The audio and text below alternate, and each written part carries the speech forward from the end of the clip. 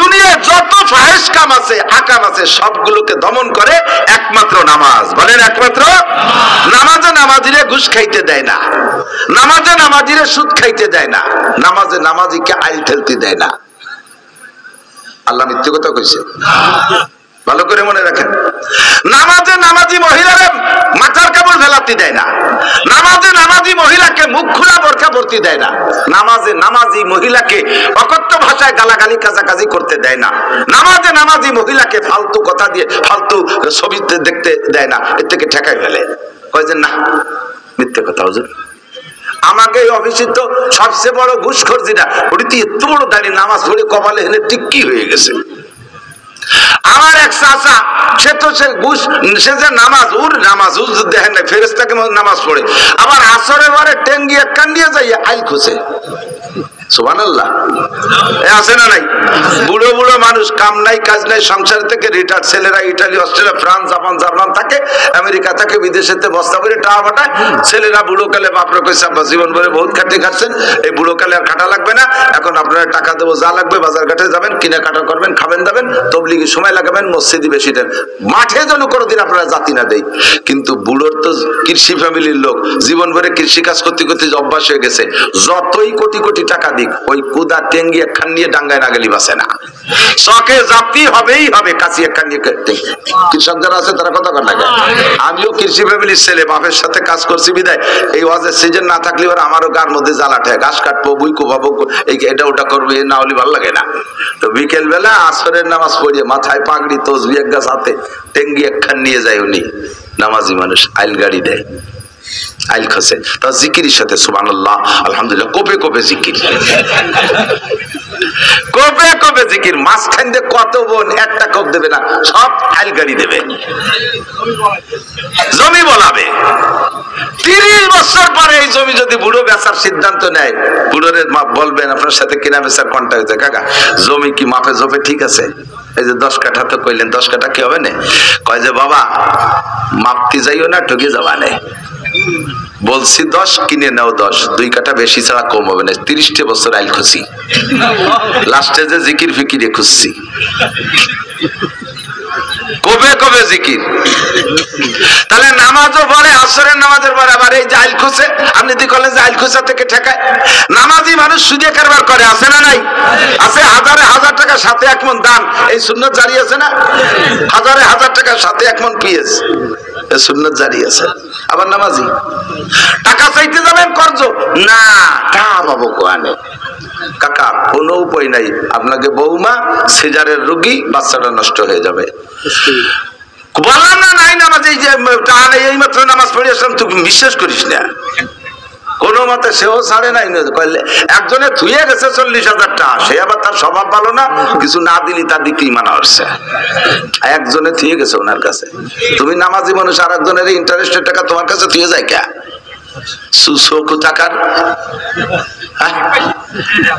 System এই কথা বল না কেন?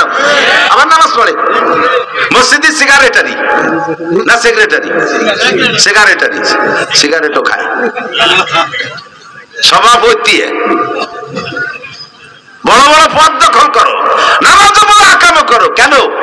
নামাজ পড়ে, আরে বাবা কি ভঙ্গি সঙ্গী, চশমা পাই দিয়ে নামাজ পড়ে। এরপরে হাই স্কুলে যায় যখন মাইয়েকে, সেনা মাইয়েকে যখন 500 মিটারে দৌড় হয়, সেই সময় চশমার উপর দিয়ে ভুতু বেচার মতো চাই যায়, আবার নামাজ পড়ে। সাড়ে শয়তান কোথাকার, শয়তান কামিল খালি শয়তান, আর এটা হলো সাড়ে শয়তান। তাহলে নামাজে ঠেকায় তো ঠেকাচ্ছে না, ঘটনা কি? এবার আসেন আমি জায়গা মতো হাত দেই, সময় কম, বেশি ভাঙ্গাতে চাপাতে পারবো না, চাপানো ছাড়া গেলা লাগবে। ওই যে বড় একখান গাড়ি নিয়েছে, অনেক টাকা দাম, ছোট গাড়ি হলে দাম আছে, এই গাড়িটা 50 লাখ টাকা দামের গাড়ি হঠাৎ করে রাস্তায় থামিয়ে গেছে, চলে না। গাড়ির যা যা দরকার বাহ্যিক সব আছে, বডি স্যাসিস, নতুন গাড়ি একেবারে লাস্ট মডেল। এই গাড়িটা হঠাৎ করে দাঁড়ায় গেছে, যেতেই পারে, হঠাৎ করে দাঁড়ায় গেছে, চলে না। কারণ কি? ড্রাইভার বুঝতেছে না, এই সে আগাগোড়া শব্দ আছে, চাকা ভালো আছে, ইঞ্জিন ভালো আছে, এ ভালো আছে, ও ভালো আছে, বডি ভালো আছে, রং ভালো আছে, কোনো তাই কম নেই, কি তেল পানি সবই আছে, কিন্তু চলে না। কারণ কি? ফোন দিয়ে মিস্ত্রি ডেকে আনছি, মিস্ত্রি এসে কয় কি একটা ছোট্ট একটা পিন পড়ে গেছে, নিচে একটা পার্সেল একটা পিনির মতো, ওইটা ভিতরে কোন জায়গা ছিল সেইতে পড়ে গেছে, ওই এক পিনি পুরো গাড়ি শেষ, আর গাড়ি চলে না। 4 লক্ষ টাকা দামের মোটর সাইকেল সব কমপ্লিট আছে, শুধু বাল্ব টিউব নাই। বাল্ব টিউব দিয়ে হাওয়া দেয় না, বাল্ব টিউবটা পড়ে গেছে। চলবে গাড়ি? চলবে গাড়ি? যারা হাল চাষ করছেন কৃষকরা তারা সাক্ষী দেন, ছোটবেলা এখন তো লাঙ্গল নাই, লাঙ্গল তো শেষ হয়ে গেছে, সব টিলার হয়ে গেছে। লাঙ্গলের যুগ মনে থাকলে আমার সাক্ষী দেন, আমার ভালো করে মনে আছে, আমিও ফাংশন হাল চর্চিবিদ আমি জানি। লাঙ্গল চাষ করতে কি লাগে? দুটো বড় গরু লাগে, লাঙ্গল লাগে, জুমাল লাগে, তাই না? এগুলো লাগে। তো গরু দুটোর দাম 4 লাখ, সব ঠিক আছে। লাঙ্গল বানাইছেন লোহা কাঠ দিয়ে, শাল কাঠ দিয়ে, ইস লাগাইছে, ফাল লাগাইছেন সোনা দিয়ে, সোনার লাঙ্গল, সবকিছু ওকে। কিন্তু লাঙ্গলের ইসটা এসে লাঙ্গলের যে জায়গা ঢোকে পিছন দিয়ে একটু একখান খুঁটো দেয়, ওর নাম ইস্তে। মনে আছে নাকি ইস্তে? ভুলে যায় না জানু। আমার দায়িত্ব দিয়েছে গোপালগঞ্জের পুরন বাংলা জ্বালাইয়ের জন্য। ইস্তে একটু একখান ইস্তে সব আছে, 4 লাখ টাকার গরু আছে, সোনার লাঙ্গল আছে, ওই ইস্টা ঢোকছে পিছন দিয়ে ইস্তে দিয়ে ঠেকাইতে হয়, ওই খুঁটো টুক নাই খালি। শশা যাবে? শশা যাবে? এত বড় গরু রয়েছে, সোনার নাঙ্গল, ওর টুকে টানতে কি হবে? এটাই মেরি দিছে। 4 লাখ টাকা দামের মোটর সাইকেল আছে, বাল্ব টিউব নাই, চলবে না। 50 লাখ টাকা দামের গাড়ি আছে, একটা পিন পড়ে গেছে, চলবে না। এত বড় লাঙ্গলের সবকিছু আছে, শুধু নাই একটা ইস্তে, তাতেই যেমন লাঙ্গল চলবে না। সেম আপনার নামাজ, আপনার নামাজে সবকিছু আছে, আপনার নামাজে সবকিছু আছে, মাঝখান দিয়ে ছোট্ট একটা পিন পড়ে গেছে, এটা আপনি জানেন না, নামাজ শেষ। নামাজ একটু বলে দেই, বলবো?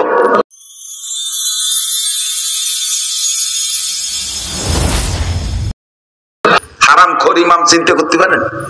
কত বড় জাহেল! ইনজিল কিতাব, ঈসা আলাইহিস সালামের ইনজিল কিতাব এখন আমাদের পড়ার দরকার আছে? বাইবেল, তৌরাত এ পড়ার দরকার আছে আমাদের? এই পড়ার জন্য ইমাম সাহেব এলান দেয়। এই ইমামগুলো পয়সা খাইয়া তাদের গরু হয়ে গেছে, তাদের গাড়ি জুমাইল দিয়ে শুষিয়ে বেড়াচ্ছে।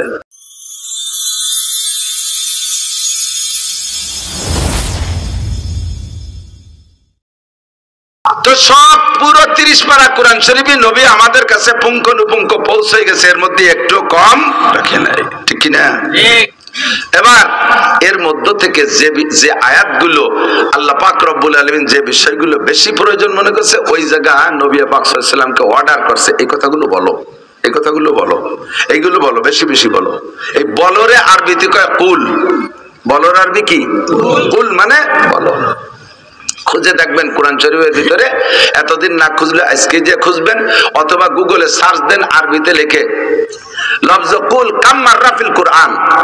কুল শব্দ কোরআন শরীফের ভিতরে কতবার আসছে এই বিলটা সার্চ দেন, এখনই বেরিয়ে আসবে 332 বার।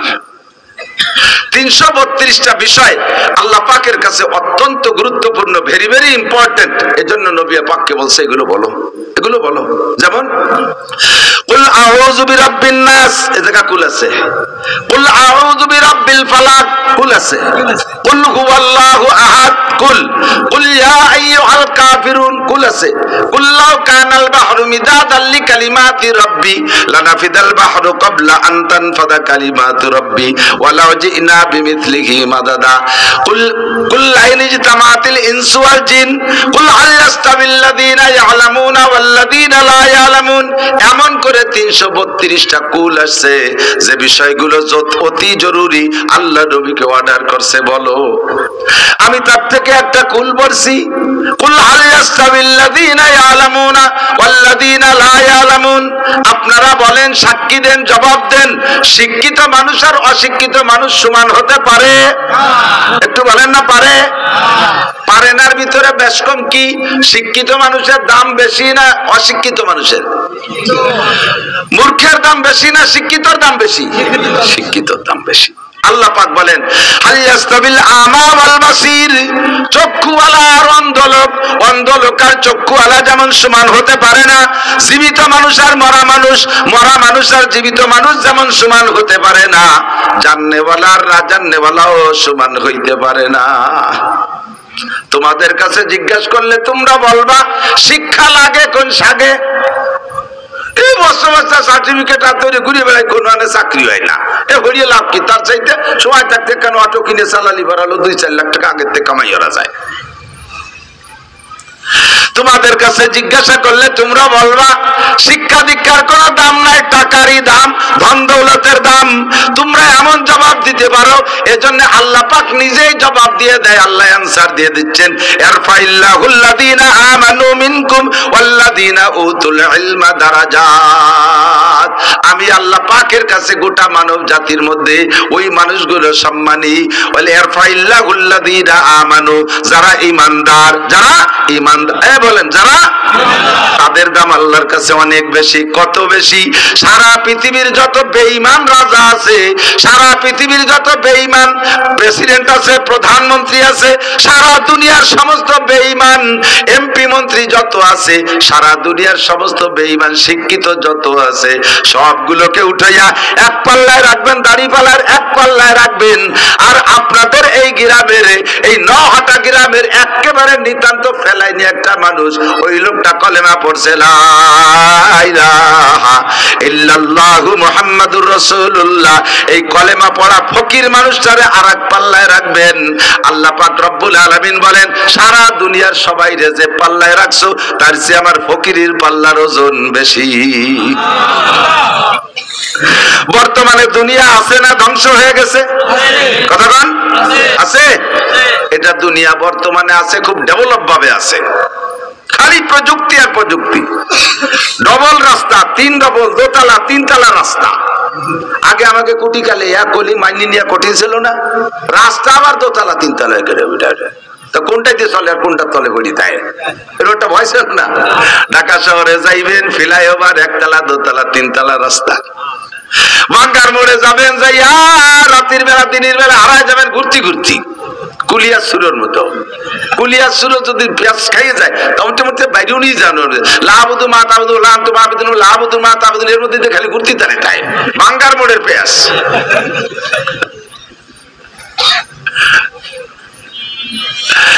আল্লাহু আকবার। এ দুনিয়ার মানুষ ভালো করে জেনে নাও, ইরফাইল্লাহুল্লাযীনা আমানু মিনকুম ওয়াল্লাযীনা উতুল ইলমা দারাজাত। সারা দুনিয়ার সব শিক্ষিত পণ্ডিতরে এক বস্তায় রাখবা, এক পাল্লায় রাখবা, একজন ঈমানদাররে আরেক পাল্লায় রাখবা। বর্তমানে শিক্ষার শীর্ষে চলে গেছো, মঙ্গল গ্রহে যাও তোমরা, চাঁদের দেশে যে জায়গা ভাগ করা শুরু করে দিয়েছো, মধ্য আকর্ষণে স্টেশন বানাইয়া সে জায়গা তোমরা যাইতেছো। তোমরা মহাকাশকে বিভিন্ন ড্রোন দিয়ে মহাকাশে তোমরা সৌরজগৎ আবিষ্কার করতেছো, এগুলো খুঁজে খুঁজে বের করতেছো। তোমাদের বুদ্ধি আছে, 6 মাইল মাটির নিচে কি আছে বলে দিতে পারো, মাটি ধরে নাকে সুখে বলতে পারো এই মাটির ধারণ ক্ষমতা কেমন, কততলা বিল্ডিং সে সহ্য করতে পারবে, ব্রিজ বহন করতে পারবে কি পারবে না, সয়েল টেস্ট, মাটি পরীক্ষা করে এগুলো বলে দিতে পারো। কত তোমাদের জ্ঞান। হাঁস লাগে না, মুরগি লাগে না, ডিম বানায় ফেলতেছো, কি সুন্দর এই চায়না পাল্টি। ও কিন্তু ভয়ই লাগতেছে, কি বানাচ্ছে, কি বানানো শুরু করে দেওয়ার লাগে। সে ডিম বানাইছে, ডিমের সব কিছু হুবহু এই ডিমের মতো, ভিতরে বিজলিও আছে, কুসুম আছে, কলইতে দিলি সেও করে, এমন না যে সেট করে না, স্বভাব তোমার সবই একই রকম। ধান চালা চাউল বানাইতেছে, সব তোমরা বানাইতেছো। তোমরা শিক্ষার শীর্ষে চলে গেছো। তোমাদের শিক্ষার বদৌলতে দুনিয়া টিকে আছে তা নাই, তোমাদের প্রযুক্তির পাওয়ারে দুনিয়া টিকে আছে তা নাই, আমেরিকার ক্ষমতা বলে দুনিয়া আছে তা নাই। দুনিয়া এখনো আছে, আর ততদিন থাকবে যতদিন পর্যন্ত জমিনের ভিতরে একজন মানুষ ঈমানদার আল্লাহওয়ালা থাকবে। বিশ্ব নবী বলেন, লা তাকুমু সাআতু হাত্তা ইউকালা ফিল আরদি আল্লাহ আল্লাহ। একটু বলেন আল্লাহ আল্লাহ, একটু জিকির করে দুনিয়ার হায়াত বাড়াই। আল্লাহ আল্লাহ আল্লাহ আল্লাহ আল্লাহ আল্লাহ আল্লাহ আল্লাহ আল্লাহ আল্লাহ আল্লাহ আল্লাহ। একবার আল্লাহ বলে 4000 নেকি। আরে বুঝে নাই, একবার আল্লাহ জবানে বলে কয় হাজার নেকি? 4000 নেকি। দুনিয়া বোঝা সহজ, কামাই করা কঠিন। আখিরাত বোঝা কঠিন, কামাই করা সহজ। নেকি বুঝি আসে না, কিন্তু ইনকাম করা সহজ। একবার আল্লাহ বললে কোন জায়গা ঘামে না, অথচ 4000 নেকি। কিন্তু 4000 টাকা কামাই করতে ভ্যান চালাইয়ে কয়দিন লাগে? পুরো এক সপ্তাহ পাইলে উঠা যায় না। ঠিক না? আল্লাহু আকবার। এদিক তাকান, আমরা যতদিন পর্যন্ত ইমানদার থাকবো দুনিয়া অতদিন থাকবে। নবী পাক বলেন কিয়ামত হবে না অতদিন যতদিন একজন মানুষ আল্লাহ বলনেওয়ালা থাকবে। সারা দুনিয়া কাফের হয়ে যাবে। ইসরাফিল আলাইহিস সালাতু ওয়াস সালাম আল্লাহর কাছে অনুমতি চাবে। আজরাইল ইসরাফিল বলে আল্লাহ এখন তো যে খবর পাচ্ছি যে কোন জায়গায় ইমানদার আল্লাহ বিল্লে করার না, আমি কি ফু দেব? উনি ফু দিলে তো উড়ে যাবে। ফু দেবো আল্লাহ? আজরাইলের কাছে শুনে নেই। আজরাইল কি অবস্থা, দুনিয়ার অবস্থা কি, ফু দেবে? কয় যে ফু তো দেবে। মকসেদপুর ওই যে নহাটা এক বাগানের মধ্যে এক বুড়ি একটা ঝুবড়ি বানায়, সেই বুড়ি তো জেকের ছাড়তিছে না। এক বুড়ি 90 বছরের বুড়ি, সে জিকির ছাড়তিছে না। ওই বুড়ি থাকতেও পারা যাচ্ছে না। আল্লাহ পাক বলবেন ওই বুড়ি মরার আগে ইসরাফিল সিংহায় ফু দিবে না। বর্তমানে গোটা দুনিয়া টিকে আছে ওই বুড়ির ওসিলায়। যেদিন বুড়ি থাকবে না তারপরে ফু দিবা। আর আল্লাহর রহমতে এখন কোটি কোটি মুসলমান জিকির করে। কাজেই তোমাদের কারণে দুনিয়া না, দুনিয়া মুমিনদের কারণে টিকে আছে। ঠিক না? আল্লাহু আকবার। আল্লাহ পাক বলেন ইরফাইল্লাহুল্লাযীনা আমানু মিনকুম ওয়াল্লাযীনা উতুল ইলমা দারাজাত। যাকে আল্লাহ পাক ঈমান দান করেছে তার সম্মান সবচেয়ে বেশি। এরপরে সম্মানী ওই ঈমানদার মানুষ যদি ইলম ওয়ালা হয়, ঈমানদার মানুষ যদি আলেম হয়, তার দাম সব সব সব চাইতে বেশি। ওর চাইতে দামি পৃথিবীতে কেউ নাই। কেউ দাম দিলি কিছু আসে যায় না, না দিলেও কিছু আসে যায় না। আমার দাম যদি আল্লাহ দেয় আর দুনিয়ার কেউ না দিলে কিছু আসে যায়। সারে দুনিয়া হো মুখালিফ ফির না কোই নুকসান है, सारे दुनिया हो मुखालिफ फिर न कोई नुकसान है, कुफ्र ही कुछ गम नहीं जब रहमत रहमान है। সারা দুনিয়া সবাই আমার বিপক্ষে যাক, আমার আল্লাহ আমার পক্ষে আছে। বলেন না আলহামদুলিল্লাহ। যারা ঈমানদার তাদের পক্ষে আল্লাহ আছে। যারা জাননেওয়ালা তাদেরকে আল্লাহ তাআলা সম্মান দেয়। এখন জাননেওয়ালা কে? এদিক জাননেওয়ালা কে? আমরা মনে করি আইএ বিএমএ বিসিএস পাস করলে সে জাননেওয়ালা। আমরা মনে করি ডাক্তার ইঞ্জিনিয়ার হলে সে জাননেওয়ালা। আমরা মনে করি কম্পিউটার ইঞ্জিনিয়ার, মেরিন ইঞ্জিনিয়ার, এরা বড় শিক্ষিত, এরা জাননেওয়ালা।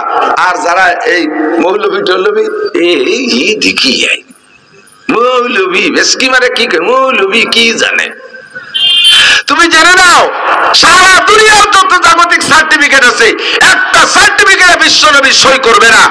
আর কোন সার্টিফিকেট নাই। শুধুমাত্র আজকে সকালবেলা আমপাড়া দর্শক কোরআন শরীফের আলহামদুলিল্লাহি রাব্বিল আলামিন কোরআন শরীফ দর্শন, আপনাকে নবী পাক সার্টিফিকেট দেয় কি কইয়া? খায়রুকুম মান তাআল্লামাল কুরআন ওয়া আল্লামা। তোমাদের মধ্যে সবচাইতে দামি, বলেন সবচাইতে, সবচেয়ে সবচেয়ে দামির উপরে কি দামি থাকে? সবচেয়ে দামির উপরে যদি করে দামি কয়, সবচেয়ে বড়র উপরে কি বড় থাকে? একজনটা 4 ভাই ফিরায় সেম সেম বোঝা যায় না কোনটা ছোট কোনটা বড়। তো মাঝিয়ে জন্য এক মুরব্বী কয় বাবা তোকে তো সব কয় বাইরে একরকম দেওয়া যায়, বড় কোনটা ছোট কোনটা তো টের পাই না। ও কয় সবচেয়ে বড় আমি, তার চেয়ে বড় মেয়ে ভাই।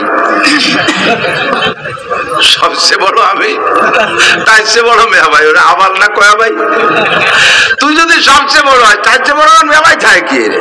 তাই তো কই সবচেয়ে বড় মেয়ে ভাই তারপরে আমি। তো সবচেয়ে ভালো কোরআন বলা, বলে সবচেয়ে ভালো। আপনি মূর্খ কৃষক কোরআন পড়েন, আপনি সবচেয়ে ভালো। ডিসি সাহেব কোরআন পড়ে না, ওর একবারও দাম নাই। ওসি সাহেব কোরআন পড়ে না, আপনি একজন ভ্যান চালানে কোরআন পড়েন, আপনার দাম আল্লাহর কাছে ওসি ডিসি এসপি সবগুলোর চাইতে আপনার দাম বেশি, যেহেতু আপনি কোরআন জানেন। খায়রুকুম মান তাআল্লামাল কুরআন ওয়া আল্লামা। তো যদি দামি হতে চান, আল্লাহর কাছে দামি হতে চান, নবী পাকের কাছে দামি হতে চান, তাহলে আপনাকে কোরআন শিখে দামি হইতে হবে। অন্য কোন তার দাম কবরে যাওয়ার পরে নেই। কেউ কি হাদিস শুনাইতে পারবেন? ক্বালা রাসূলুল্লাহ সাল্লাল্লাহু আলাইহি ওয়াসাল্লাম খায়রুকুম মান কানা এমএ পাস। হাদিস শুনছেন নি? খায়রুকুম মান কানা আইএ পাস বিএ পাস। কোন হাদিসই পাইছেন যদি কোন ব্যক্তি ম্যাট্রিক পাস করে তার দুনিয়ায় অভাব থাকবে না? পাইছেন? ম্যাট্রিক পাস করলে অভাব থাকবে না এরকম কোন গ্যারান্টি আছে? আরে বিসিএস এমএ পাস ছেলেরা ভ্যান চালাবে, আছে রিক্সা চালাচ্ছে ঢাকা শহর দিয়ে। কত এমএ পাসের রিক্সা আমি উঠছি। তাহলে এমএ পাস করলে চাকরি পাওয়া যাবে, রুজির অভাব হবে না, এমন কোনো গ্যারান্টি নাই। কেউ কইতে পারবেন না বিএ পাস করলে কবর আযাব মাফ। কেউ বলতে পারবেন না হাদিসে আসছে আল্লাহ নবী বলছেন ইঞ্জিনিয়ারিং পাস করলে ডান হাতে আমলনামা নিয়ে নিতে পারবে। ওই জায়গায় হাসরের মাঠে ইঞ্জিনিয়ারিং কৌশল দিয়ে যে কোনো ভাবে আমলনামাগুলো হাতে নিয়ে ফেলবে। পারবে? পারবে। আর যে লোকটা এমবিবিএস ডাক্তার হবে বিনা হিসাবে জান্নাতে চলে যাবে। বিএ পাস করলি বিদ্যুৎ গতিতে পুলসিরাত পাইছেন? পাইছেন কি? মান হাফাজা আলাস সালাওয়াত, যে ব্যক্তি 5 ওয়াক্ত নামাজ সুন্দর করে পড়ে তার জন্য আকরামাহুল্লাহু বিখামসি খিসাল, আল্লাহ তাআলা তারে 5টি পুরস্কার দেবে। কয়টি? 1 নম্বর পুরস্কার, যুবক শুনে নাও, প্রধানমন্ত্রী শেখ হাসিনা চাকরি দিয়ে যাইতে পারে নাই তোমাদেরকে, এরপরে আইছে ডক্টর ইউনূস সাহেব, উনিও তোমাদেরকে চাকরি দিতে পারবে না। এরপরে চলে গেছে খালেদা জিয়া, সেও পারিয়ে যায় নাই। আরো যে কেউ আসুক গোটা বাংলাদেশের কেউ সবাইরে চাকরি দিতে পারবে না।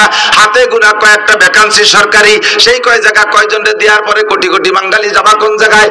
আল্লাহ পাক বলেন, যা চাকরি না পাইলে তোর তো খাইতে হবে, চাকরি না পাইলে তোর তো চাহিদা আছে, সব চাহিদা পূরণ করনেওয়ালা আমি আল্লাহ। শর্ত হলো 1 নম্বরে তুমি 5 ওয়াক্ত নামাজ সুন্দর করে পড়ো। 5 ওয়াক্ত নামাজ যে পড়ে আল্লাহ পাক তারে 5টি পুরস্কার দেয়। 1 নম্বর পুরস্কার, তার রুজির অভাব থাকে না। আমার চাকরি দিয়ে দরকার কি? রুজি হলি তো হয়ে গেল।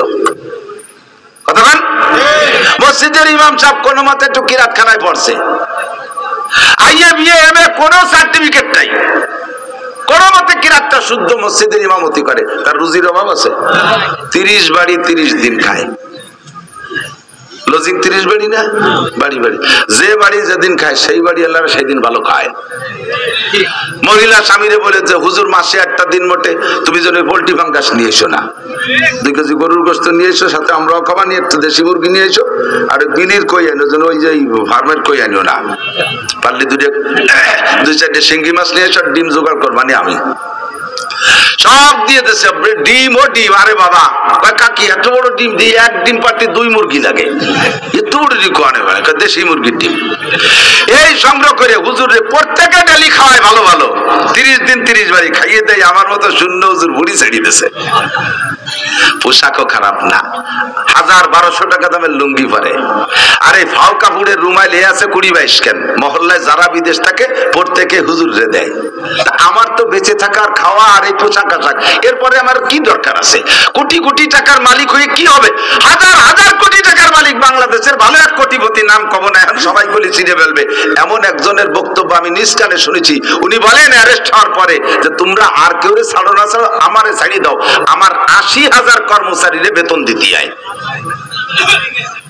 আমার 80,000 কর্মচারীরে বেতন দিতে হয়। যার টাকা দিয়ে 80,000 কর্মচারী বেতন নিচ্ছে, 4 লাখ 5 লাখ 7 লাখ 10 লাখ পর্যন্ত তার টাকা দিয়ে বেতন নিচ্ছে কর্মচারীরা, নিচে থেকে উপর পর্যন্ত। অথচ ভদ্রলোক নিজে একটা ট্যাবলেট কেনার পয়সা পাচ্ছে না, দিলি অন্যভাবে দেয়া লাগতেছে, কিন্তু ডাইরেক্ট ওপেন ভাবে পারতেছে না। কতক্ষণ? তাহলে আমার অত বড় লোকে কিলা বলো। আর আল্লাহর রহমতে শুয়ে রয়েছি একের ভাঙ্গা ঘরের ভিতরে, কানের মধ্যে খিল লাগাই দিয়ে গান শুনতে শুনতে ঘুমাই যাচ্ছে, কানের মধ্যে খিল লাগাই দিয়ে ওয়াজ শুনতে শুনতে ঘুমাই যাচ্ছে। পুলিশও ডাইয়ে বার্তারে মাঝে মাঝে বেশি বেশি মশায় আইসে কানের দ্বারে মোবাইল করে, এর বেশি আর কোনো জয় ঝামেলা নাই, ঠিক কিনা? তাহলে আমার এই রিজিকের অভাব দূর হবে নামাজের মাধ্যমে। কিসের মাধ্যমে? নামাজের মাধ্যমে। যেই পরিমাণ দিক থাকা নামাজের মাধ্যমে যেই পরিমাণ রিজিকের অভাব দূর হওয়ার কথা ছিল, নামাজের 5টা স্বভাব, দুনিয়ায় 2টে স্বভাবে দিক থাকান। 1 নম্বরে নামাজে নামাজিকে রুজির অভাব দূর করে দেয়। 2 নম্বরে নামাজে নামাজিকে সকল অন্যায় থেকে ফিরায়। জায়গা মতো চলে আসে, দিক নড়াচড়া হবে না, টাইম মতো আজান হবে, নামাজ হবে, নড়বেন না কেউ। নামাজের এই হাদিসে আছে 5টা কাজ। একটা দুনিয়ায় 4টে মরার পরে, কবর আযাব মাফ, ডান হাতে আমলনামা, বিদ্যুৎ গতিতে পুলসিরাত পার, বিনা হিসাবে জান্নাত। এই 4টে হলো মরার পরে। আর একটা দুনিয়ায় রুজির অভাব দূর করে দেবে, 1 মনে রাখবেন। 2 নম্বরে নামাজের আরেকটা স্বভাব হলো ইন্নাস সালাতা তানহা আনিল ফাহশাই ওয়াল মুনকার ওয়ালা যিকরুল্লাহি আকবার। নামাজ এমন একটা তাবিজ, নামাজ এমন একটা টিকা, যেই টিকাটা নিলে সকল রোগ থেকে মুক্ত থাকা যায়। মাঝে মাঝে দেখেন টিকা দেয় না পোলাপানকে, টিকা দেয় যে বাড়ি, আগের দিন মাইকিং করে জামাগো দিক তো যায়, দিক যায় কিনা জানি না, অমকের বাড়ি মেম্বারের বাড়ি দেবে, ওয়ার্ড চেয়ারম্যানের বাড়ি দেবে, উল্লেখযোগ্য দিয়ে একটা বাড়ির নাম কয়, স্কুলই দেবে। তো টিকা দেয় যেদিন, সেই দিন সকালবেলা ওই টিকার পয়েন্টে দেখবেন হলুদ একটা কাপড় টানানো আছে, আছে না? ওর মধ্যে মাঝখানে দেখবেন এর একটা বৃত্ত আছে গোল, বৃত্তের মাঝখানে একটা বাচ্চার ছবি আছে, বৃত্তের 6 দিক দিয়ে 6টা তীর আছে, দেখেন আছে না? এই সব মিলিয়ে তর্জমা কি? অবশ্যই আমি যা বলবো তাই হবে আশা করি। বৃত্তটা, এই পুরো কাপড়টা দুনিয়া, কাপড়টা দুনিয়া। এই দুনিয়ার ভিতরে মাঝখানে বৃত্তটা তার হায়াতের এরিয়া, হায়াতের সীমা। মাঝখানে মানুষটা, এই মানুষটার দিকে 6 দিক দিয়ে 6টা রোগে আক্রমণ করতেছে, 6 দিক দিয়ে 6টা রোগে আক্রমণ করতেছে। এই 6টা রোগ যদি একবার ভিতরে ঢুকে যায় তাহলে হাজারো চিকিৎসা করে কাম হবে না। কাজেই এই 6 রোগের ঠেকানোর জন্য সব মিলেইয়া ডাক্তাররা গবেষণা করে বানাইছে একটা টিকা, যেই টিকাটা ধারাবাহিক এই কয় মাস দিলে ওই ছেলেটার দেহের ভিতরে 6টা রোগ ঢোকে না। 6 রোগের প্রতিরোধক, 6 রোগের প্রতিরোধক। আল্লাহ পাক রব্বুল আলামিনও বলেন তোমার জিন্দেগিতে হাজারো রোগ, তোমার এই গোটা দুনিয়ার ভিতরে হায়াতের একটা সীমানা আছে, আছে না নাই? প্রত্যেকের হায়াতের একটা সীমানা আছে। তোমার হায়াতের সীমানা ভেদ করে তোমার দিকে ঢুকতে চেষ্টা করতেছে শিরিকের রোগ, কবরের রোগ, বেদাতের রোগ, জিনার রোগ, ব্যভিচারের রোগ, দুর্নীতির রোগ, ঘুষের রোগ, তারপরে কি বলে সুদের রোগ, মদের রোগ, নেশার রোগ, আইল ঠেলা রোগ, জাল দলিল করা রোগ, মিথ্যে সাক্ষীর রোগ, মিথ্যে মামলার রোগ, পরে জমি দখল করা রোগ, ডিসিআর কেটে জমি দখল করা রোগ, তারপরে এই কন্ট্রাক্টের মাল মারিয়ে দেওয়া রোগ, টোন মারা রোগ, মন মারা রোগ, সরকারি মাল মারিয়ে খাওয়া রোগ, এই সব রোগ চতুর্দিক দিয়ে তোমার দিকে ঢুকতেছে। এই সব রোগের ঠেকানোর জন্য আমি একটা টিকা আবিষ্কার করেছি। আল্লাহ পাক বলে আমি একটা টিকা তৈরি করেছি, সেই টিকাটার নাম নামাজ। টিকার নাম কি? ইন্নাস সালাতা তানহা আনিল ফাহশা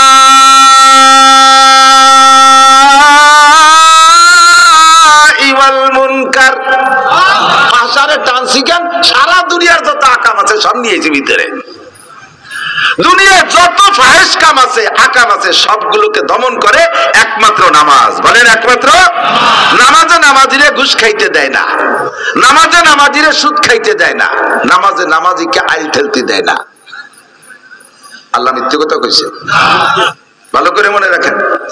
নামাজে নামাজি মহিলারে মাথার কাপড় ফেলাতে দেয় না, নামাজে নামাজি মহিলাকে মুখ খোলা বোরকা পরতে দেয় না, নামাজে নামাজি মহিলাকে অকথ্য ভাষায় গালাগালি কাজাকাজি করতে দেয় না, নামাজে নামাজি মহিলাকে ফালতু কথা দিয়ে ফালতু ছবি দেখতে দেয় না। এর থেকে ঠেকাই ফেলে, কয় যে না মিথ্যে কথা হুজুর।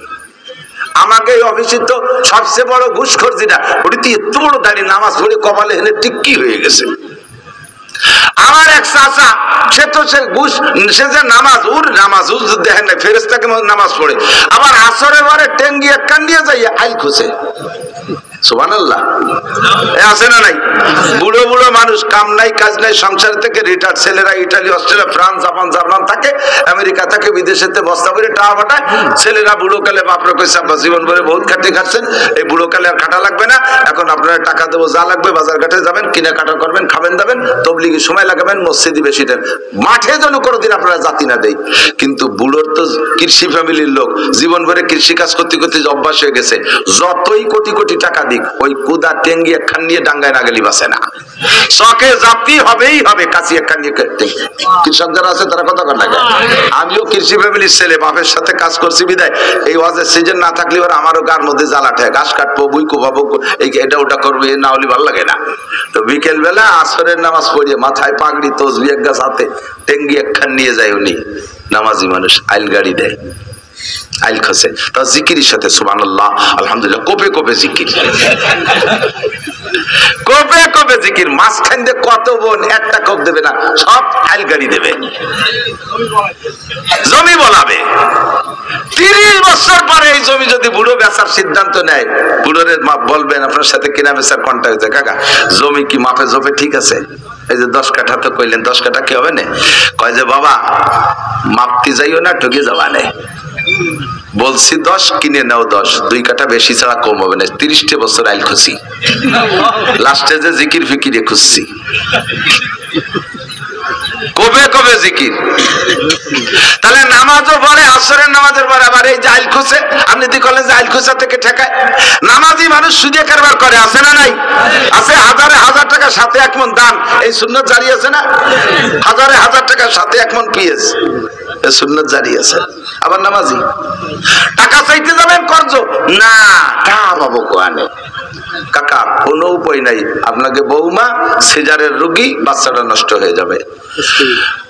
বললাম না নাই নামাজ, এই যে টাকা নেই, এই মাত্র নামাজ পড়ে আসলাম, তুই বিশ্বাস করিস না কোনো মতে। সেও ছাড়ে নাই, একজনে থুয়ে গেছে 40,000 টাকা, সে আবার তার স্বভাব ভালো না, কিছু না দিলি তার দিকেই মানা হচ্ছে। একজনে থুয়ে গেছে ওনার কাছে। তুমি নামাজি মানুষ, আর একজনের ইন্টারেস্টের টাকা তোমার কাছে থুয়ে যায় কে? সুসোকু টাকার সিস্টেম এই কথা বল না কেন? আবার নামাজ পড়ে মসজিদে, সিগারেটারি না সেক্রেটারি, সিগারেটারি, সিগারেটও খায়, সভাপতি, বড় বড় পদ দখল করো, নামাজ বড় আকামও করো। কেন নামাজ পড়ে? আরে বাবা কি ভঙ্গি সঙ্গী, চশমা পাইতে নামাজ পড়ে। এরপরে হাই স্কুলে যে যখন মাইয়েকে, সেনা মাইয়েকে যখন 500 মিটারে দৌড় হয়, সেই সময় চশমার উপরের দিয়ে ভুতু বেচার মতো সেই দেয়, আবার নামাজ পড়ে। সাড়ে শয়তান কোথাকার, শয়তান কামেলো খালি শয়তান, আর এটা হলো সাড়ে শয়তান। তাহলে নামাজে ঠেকায় তো ঠেকাচ্ছে না, ঘটনা কি? এবার আসেন আমি জায়গা মতো হাত দেই, সময় কম, বেশি ভাঙ্গাতে চাপাতে পারবো না, চাপানো ছাড়া গেলা লাগবে।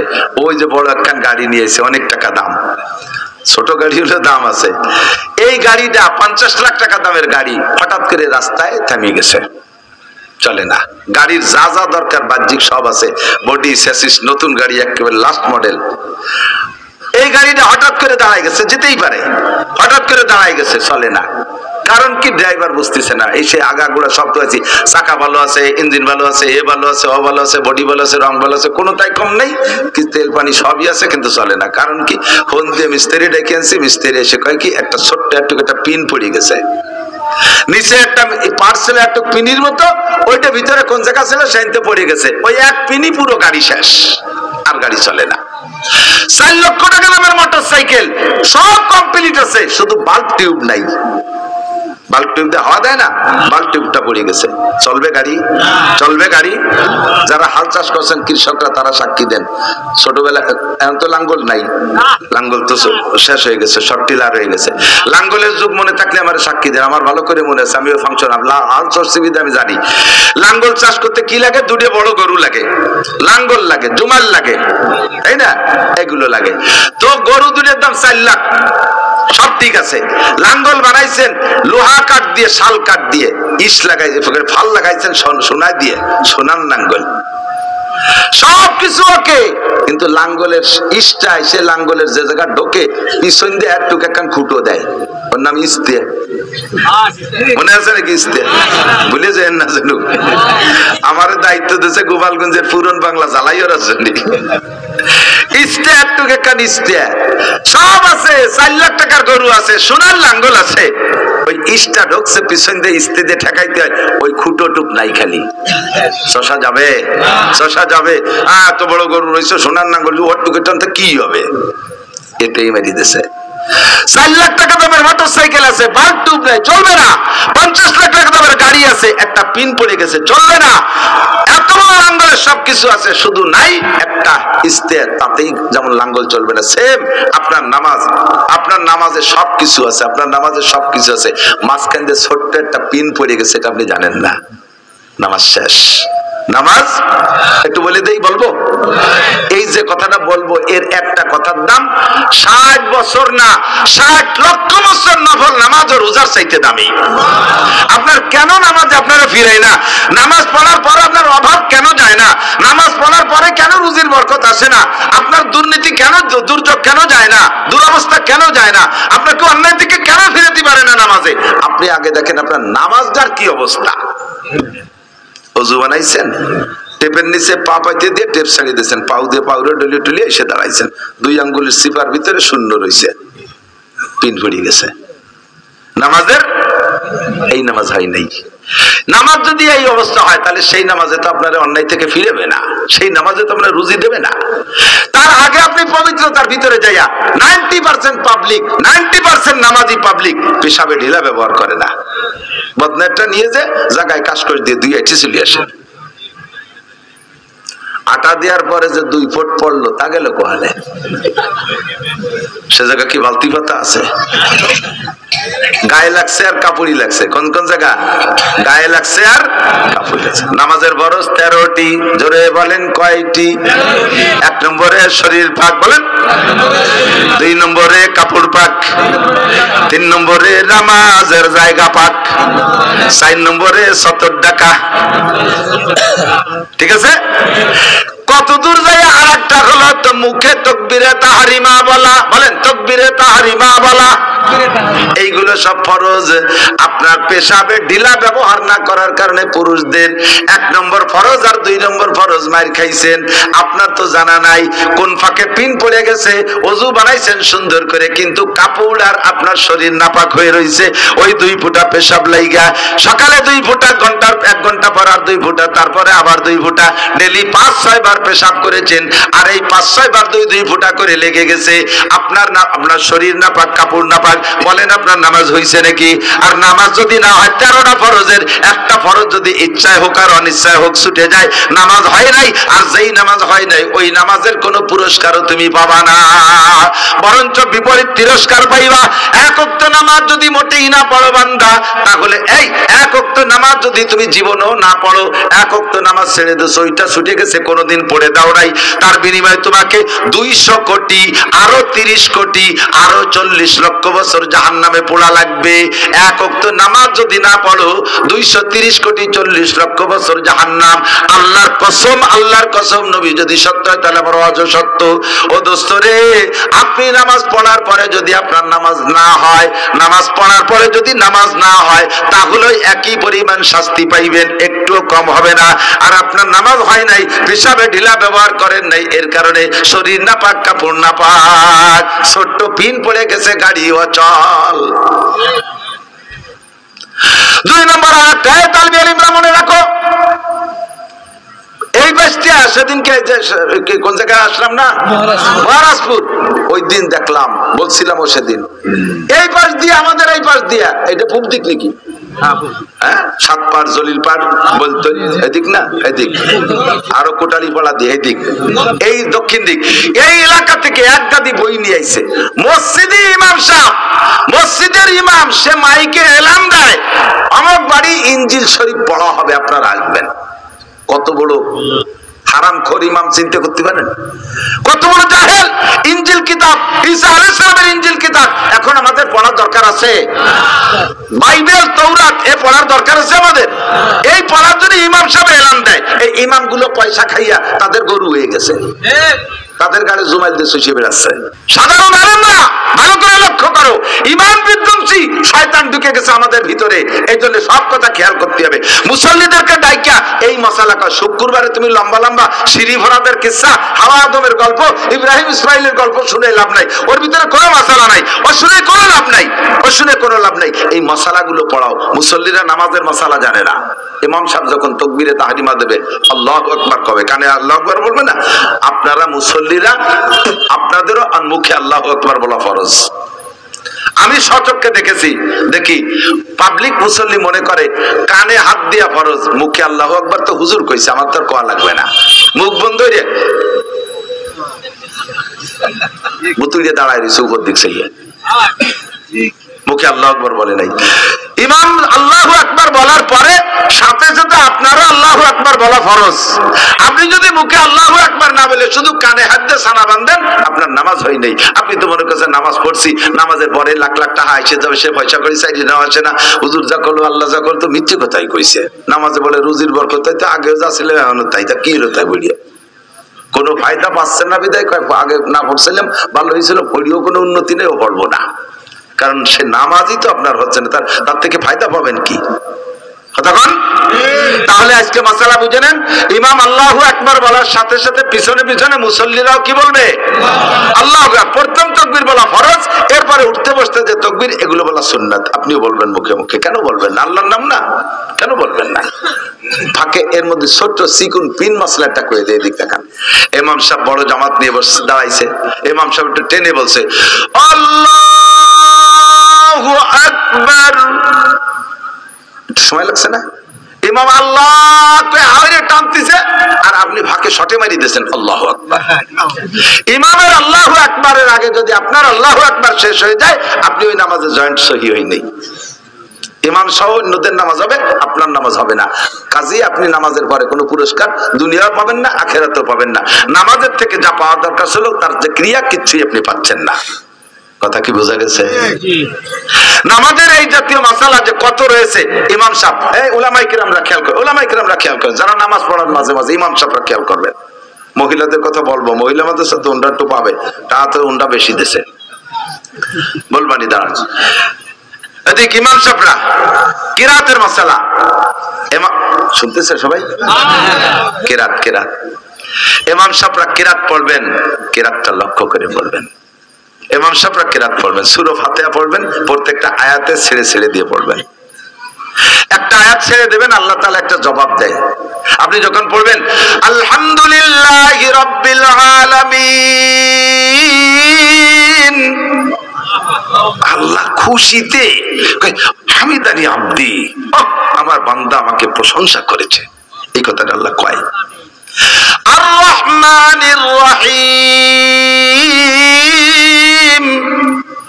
আল্লাহকে আথনা আলাইয়া আব্দি, আমার বান্দা আমাকে উপযুক্ত প্রশংসা করেছে। পাশাপাশি তো মালিকি ইয়াউমিদ্দিন, বিচার দিনের মালিক আমার কে? বলার সাথে সাথে আল্লাহ কয় সাদাকা আব্দি, চমৎকার, আমার বান্দা সত্য কথা বলেছে। আমি যে বিচার দিনের মালিক, এই কথাটা আমার বান্দা, তুই সত্যি কইছিস বান্দা। এইভাবে আপনি একটা বলবেন, আল্লাহ একটা বলবে, দুইজনের মধ্যে গল্প আছে। এই জন্য আসসালাতু মিরাজুল মুমিনিন, নামাজ হলো মুমিনের মিরাজ। মিরাজ মানে আল্লাহর সাথে নবীর সাথে গল্প হয়েছে। আপনিও নামাজের মধ্যে দেন গল্প করতেছেন, আপনি একটা বললে আল্লাহ একটা কয়, আপনি একটা বললে আল্লাহ একটা বলে, তাহলে গল্প হচ্ছে না? এরপরে 3 নম্বর 4 নম্বর আয়াত কি? ইয়াকা নাবুদু ওয়া ইয়াকা নাস্তাঈন, তোমারই ইবাদত করি, ওয়া ইয়াকা নাস্তাঈন, সকল সাহায্য তোমারই কাছে চাই। দুটি কথা না? তোমার ইবাদত করি আর সাহায্য তোমার কাছে চাই, এর মধ্যে 2 ভাগ। আল্লাহ কয় হাদা বাইনি ওয়া বাইনা আব্দি, এই একটা ভাগ হয়ে গেছে, অর্ধেক আমার আর অর্ধেক আমার বান্দার। বান্দা কইছে ইয়াকা নাবুদু, তোমার ইবাদত করি, এটা হলো আমার, ওয়া ইয়াকা নাস্তাঈন কইয়ে আবার সে নিজের সাহায্য শুরু করে দিয়েছে, কাজে ওটুক বান্দার। আল্লাহ তাই কয় হাযা বাইনি ওয়া বাইনা আব্দি, এই আয়াতটা আমার আর আমার বান্দার মধ্যে 2 ভাগ। ওয়ালি আব্দি মা সাআলা, বান্দা আমারটা তো আমি পেয়ে গেছি, আর আমার বান্দা যেটা বললো যে তোমার কাছে সাহায্য চাই, তাকে তা দিয়ে দিলাম। সুবহানাল্লাহ। এই সাহায্য সাধারণ সাহায্য, আমি কোনো নাম কইনি কি সাহায্য, আমার যা যা লাগবে সব দেব। আমি কি জানি আমার কি কি লাগবে? সব তুমি জানো, যা যা লাগবে সব দেব, নাস্তাইন। এরপরে কয় আল্লাহ আমার টার্গেট আছে 2টি, একটা বলবো? আরে আপনার কাছে শুনতেছি নাকি? আল্লাহর কাছে বলতেছি আর কি। আল্লাহ বলবো আমার আরেকটা যে এটা তো সাধারণ চাইছি, আমি টার্গেট আছে বলবো। আল্লাহকে বলো ইহদিনাস সিরাতাল মুস্তাকিম, সবই দিবা, সব সাহায্য চাই, তবে আমাকে সঠিক রাস্তা দেখাও। বাংলাদেশে বসে তো রাস্তার অভাব নাই, কত রাস্তা, চতুর্দিকে রাস্তা। তবলিগ, চরমুনাই, আটরশি, চন্দ্রপাড়া, সুরেশ্বর, বদেশ্বর, ইনায়তপুর, বাহাদুরপুর, মিলাদিয়ে, বেমিলাদিয়ে, কিয়ামিয়ে, বেকিলামিয়ে, আহলে হাদিস, হিজবুত তাওহীদ, কাদিয়ানি, এ সবাই এসে কয় যে আমাদের সাথে এই দিক দিয়ে ঢাকা যাওয়া যায়। কার সাথে যাবো কও দি আল্লাহ? আমি এত দলের মধ্যে খুঁজে পাচ্ছি না সিরাতে মুস্তাকিম, আমার সঠিক রাস্তাটা তুমি না দেখালি কিন্তু হারাই যাবানি। তবে আমার একটা অনুরোধ, আল্লাহ বলবো বলো কয় কি? এই আয়াত বলার পরে আল্লাহকে বলি আব্দি মা সাআলা, তুমি যা চাইছো দিয়ে দিলাম। এরপরে বলতেছি আল্লাহ আমার একটা দাবি, অনুরোধ, মেহেরবানি করে ইহদিনাস সিরাতাল মুস্তাকিম, আমি একটু বলে দেই সিরাতাল্লাযীনা আনআমতা আলাইহিম, যেই রাস্তাতে চলার কারণে একদল মানুষকে তুমি পুরস্কৃত করেছো, ওই রাস্তাটা আমারে দেখাই দাও। বলার সাথে সাথে আল্লাহ কয় ওয়ালি আব্দি মা সাআলা, থ্যাংক ইউ, তুই যা চাইছিস দিয়ে দিলাম, যা, তোরে কোনো খারাপ রাস্তায় কেউ নিতে পারবে না। এদিক লাস্টে বলছি আল্লাহ তোমার পায়ে ধরি, কুদরতি পায়ে পড়ি, একটু পরে সিজদা দেব, তোমার কাছে অনুরোধ, একটা রাস্তায় যেন আমি যাই, 2টি রাস্তায় যেন আমি যাই না। একটা হলো গায়রিল মাগদুবি আলাইহিম ওয়ালাদ-দাল্লিন। মাগদুবি আলাইহিম মানে ইহুদি, দাল্লিন মানে নাসারা। ইহুদি মানে ইসরায়েলিরা, আর নাসারা মানে খ্রিস্টান আমেরিকানরা, এই দুই দলের রাস্তায় তুমি আমারে চালাবা, তোমার পায়ে ধরি আল্লাহ দেব, আল্লাহ এই জামানা কিন্তু এসে বাড়ি খারাপ, আমার এই দুই রাস্তায় তুমি বাঁচাও, আল্লাহকে ওয়ালি আব্দি মাসা আল্লাহ। ঠিক আছে, দলিলকে ছেড়ে দিলি, সাথে সাথে আমার শরীরের ভিতরে 360টা ফেরেশতা আছে, ওরাও সাথে সাথে কয় আমিন। এবার নবী পাক বলেন ইজাও মান ওয়াফাকা তামিরুহু তামিনাল মালায়েকা গুফিরা লাহু মা তাকাদ্দামা মিন যামবিহি। যখন ইমাম বলে দেয় গায়রিল মাগদুবি আলাইহিম ওয়ালাদ-দাল্লিন ফাকুলু আমিন, তোমরা আস্তে আস্তে আমিন বলো। আরে তোমরা আমিন যখন বলো, ফেরেশতারা তখন আমিন বলে। মান ওয়াফাকা তামিরুহু তামিনাল মালায়েকা, যার আমিন ফেরেশতার আমিনের সাথে মিলে যায়, গুফিরা লাহু মা তাকাদ্দামা মিন যামবিহি, ওর জীবনের সব গুনাহ ক্ষমা হইয়া যায়। একটু একটা মাসালা কই বলবো, এদিক তাকান। আমিনটা জোরে কব না আস্তে কব, এই ব্যাপারে আপনারা দ্বিধাদ্বন্দ্বে আছেন। নতুন ওই যে ছোট অল্প বয়সী 16-18 বছরের শাইখুল হাদিস আমাদের ভিতরে ঢুকে পড়ছে। শাইখুল হাদিস, ওর বগল ভরা বুখারী, তাই একটু একটু বুখারী। এই বুখারী আলা শাইখুল হাদিসকে পালাই পড়ে মহা বিপদে আছি। আর বাংলাদেশে জীবন ভরে হানাফি মাযহাবের, সৌদি আরবে যায় কয় বছর চাকরি, ঘোড়া খেতা ভেড়া মেড়া চড়াইয়ে, দুম্বা টুম্বা চড়াইয়ে, ওই জায়গাতে মশলা নিয়ে ঢালি দেশে বস্তা ভরিয়া, বড় বড় ব্যাগেজ লাগেজ দিয়ে আইছে, খুলে দিয়েছে, ওর মধ্যে খালি মশলা বাজিয়ে মসজিদে যাইয়া বহির পর ছানা বাঁধে, পাও খানিক চেরাই দিয়ে, ফাঁসের জন্য লাতই চড়াই দিয়ে আমিন। ভাবতে বেটা, তোরে কি সৌদি আরব পাঠাইছে আমিনটা নিয়ে আনতে নিবে? তুই গেছিস কটা টাকা আনবি, বুড়ো কালে যা দুয়ে মুছে খাতি পারি, তুই আমিন আনতে গেছিস কে? জানতে আমরা যাবো। মুফতি আব্দুল গফফার সাহেব 50 বার গেছে, বাংলাদেশের উলামায়ে কেরাম শত শত বার গেছে, তারা তো আমিনটা নিয়ে নেয় না। তুই মূর্খ মানুষ আনতে গেছিস কে?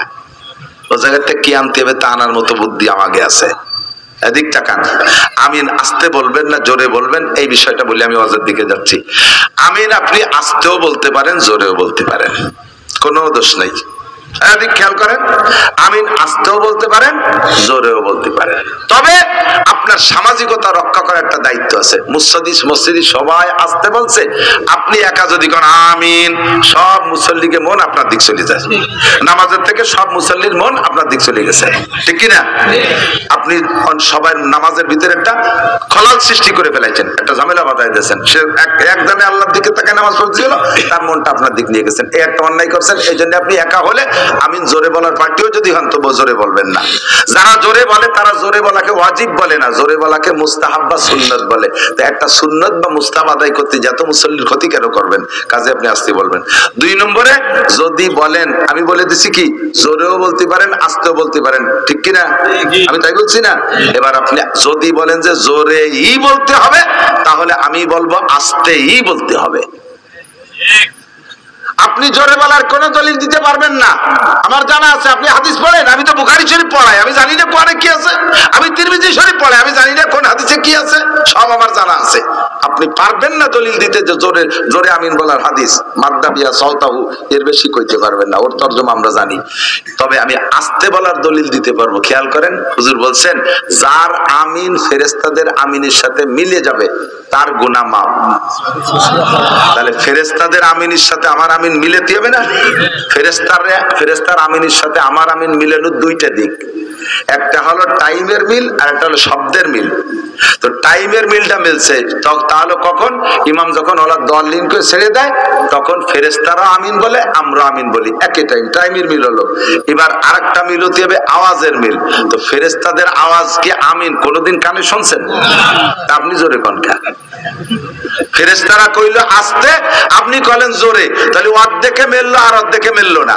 টাইমই মিলছে আওয়াজে, তাহলে গুনাহ অর্ধেক থেকে যাবে। আর যদি পুরো মাফ করাইতে চান তাহলে টাইমেও যেমন মিলেবেন, আওয়াজও এরকম মিলেবেন। ফেরেশতারা আস্তে কইছে, আমিও আস্তে বলবো।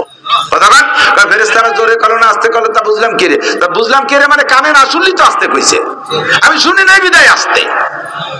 আর কি দলিল লাগে? ঠিক কি ঠিক না? কাজে আমি হবে আস্তে। এবার আসেন মশলা, এ কথা তো মনে আছে, একা একাও যদি নামাজ পড়েন ফিস ফিস করে কিরা দেয় আমার বাবারা ভাইরা, এদিক লক্ষ্য করেন। আপনি একা একাও নামাজ পড়লে সূরা ফাতিহাটা এইভাবে ছেড়ে ছেড়ে দিয়ে পড়বেন, তাহলে আল্লাহ পাক ফাঁকে একটা জবাব দিতে পারে। আর আপনি এক নিঃশেষে মারিয়ে দিয়েছেন আলহামদুলিল্লাহ রাব্বিল আলামিন রহমানির রহিম মালিকি ইয়াউমিদ্দিন ইয়াকাম ইয়াকাম নাস্তাইন ওয়াল মাগদুবি হঠাৎ দলিন।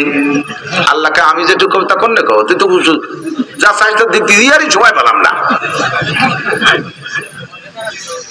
হলার দলিন করে দিয়ে হঠাৎ দলিন করে বেলাইছে যা দেব তা দিয়াই তো সময় পেলাম না, তুই কি চালি কতি দেই। তাহলে আমি তো সূরা ফাতিহা সবচেয়ে বড় মুনাজাত, সবচেয়ে বড় মুনাজাত কি? তাই আল্লাহর কাছে বললাম আল্লাহ দেওয়ার জন্য রেডি, আমি নিতে সুযোগ নেই না, আল্লাহরে দিতে সুযোগ। তাহলে আজকে থেকে কিরাতে ভাবে কেটে কেটে পড়বো, ঠিক আছে না? তাড়াতাড়ি পড়ে, সময় কম। আলহামদুলিল্লাহ রাব্বিল আলামিন আর রহমানির রহিম মালিকি ইয়াউমিদ্দিন ইয়্যাকা না'বুদু ওয়া ইয়্যাকা নাস্তাঈন ইহদিনাস সিরাতাল মুস্তাকিম।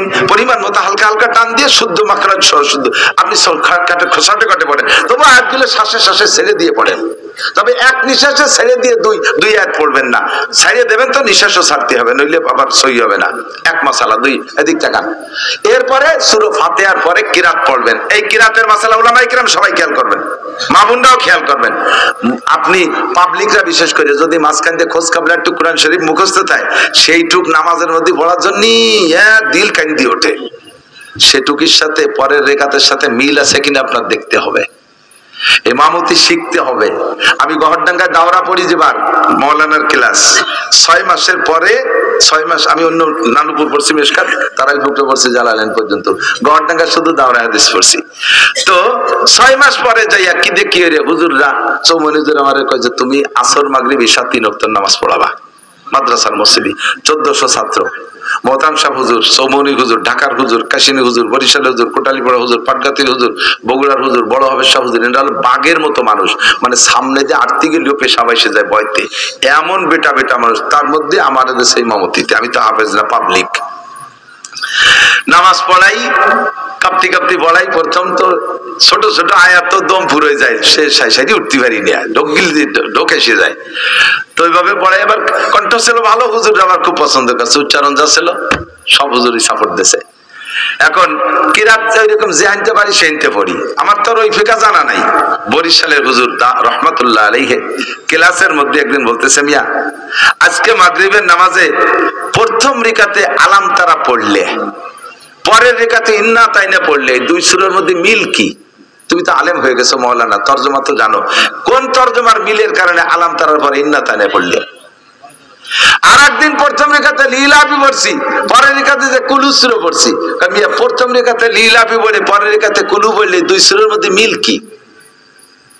তুমি পাবলিকই পড়ে ভুল পড়ে বাজা করে যেটুকু পড়ে আল্লাহ সুযোগ দিয়েছে, ফাকরু মা তায়াসসারা মিনাল কুরআন, যে কোনো জায়গাতে পড়লে নামাজ হবে। তো তুমি আলেম হয়ে এরকম গলমিল পড়ো কে? দুই কিরাত দুই রেখাতে পড়বা, আগের রেখাতে যে কিরাত পড়বে পরের রেখাতে সেই দুই কিরাতের মধ্যে তরজমাগত দিক দিয়ে, নাজেলের দিক দিয়ে, অবতরণের দিক দিয়ে, মাসালার দিক দিয়ে মিল হতে হবে। বুঝতেছেন আপনারা নাকি আমি কি করতেছি তা আল্লাহ জানে। আমি কি বুঝাচ্ছি একটু? টের পাচ্ছেন সবাই কি? আর একটু আগুন তাহলে আরো ভালো বুঝতে পারবেন। এখন আমি বললাম যে হুজুর মিল টিলি তো কোনো চিন্তা করি না, কাজে বেটা এদিক প্রথম রেখাতে যদি তুমি আলাম তারা পড়ো তাহলে অবশ্যই দ্বিতীয় রেখাতে লিলাফি পড়বা, না পড়লে নামাজ হবে না তা না, আবার উল্টো বুঝে না যেন নামাজ হয়ে যাবে। কিন্তু একজন দুইটা কিরাতের ভিতরে যে মিল আছে, মিলটা তুমি নষ্ট করবা কেন? যে তরজমা বোঝে তার ভিতরে খুব জ্বালা লাগে। আলাম তারা সূরার ভিতরে কি আসছে তরজমা শুনেন, আলাম তারা কাইফা ফাআলা রাব্বুকা বিআসহাবিল ফিল। হে নবী আপনি কি দেখেন নাই আপনার রব আপনার আল্লাহ হস্তি বাহিনীর সাথে কি আচরণ করেছে? আব্রাহা ছিল কি বলে, আব্রাহা বাদশা কাবা ঘরকে ধ্বংস করার জন্য নবী পাক দুনিয়া আসার আগেই নবী পাকের চাচা দাদা জান খাজা আব্দুল মুত্তালিব হুজুরের দাদা, তার জিম্মায় ছিল কাবার চাবি, কুরাইশদের জিম্মায় কাবা ঘরের রক্ষণাবেক্ষণের দায়িত্ব ছিল। সে সময় নবীও দুনিয়া আসে নাই, আর মুসলমানদের তো কোনো গন্ধই নাই। কিন্তু কাবা ঘর সে আগের থেকেই সম্মানী, কাবা ঘরের জিম্মাদারি ছিল কুরাইশদের কাছে। কাদের কাছে? কুরাইশদের কাছে। এই কুরাইশদের হাত থেকে কাবা ঘরকে ধ্বংস করে দিয়ে আব্রাহা তার এলাকায় কাবা বানাবে বলে সিদ্ধান্ত নিয়ে হাতি বাহিনী নিয়ে আসছে। আল্লাহ কয় ওয়া আরসালা আলাইহিম তায়রান আবাবিল, আমি উড়ন্ত পাখি এক ঝাঁক পাঠাই দিয়া, ওয়া আরসালা আলাইহিম তায়রান আবাবিল পাখি পাঠাই দিয়েছি, তার মিহিম বিহিজারাতিম মিন সিজিল, ছোট ছোট পাথর মারছি, পাথরগুলো অ্যাটম বোমার মতো কাজ করছে।